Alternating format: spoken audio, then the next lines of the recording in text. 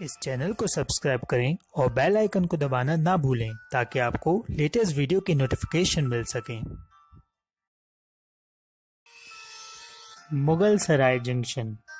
अब ये नाम हमें कभी सुनाई नहीं देगा क्योंकि मुगल सराय का नाम हो गया है पंडित दीनदयाल उपाध्याय जंक्शन। इस वीडियो के जरिए हम नज़र डालेंगे मुगलसराय स्टेशन के पुराने डेस्टिनेशन बोर्ड और जो नया नाम पंडित दीनदयाल उपाध्याय दिया गया है उसके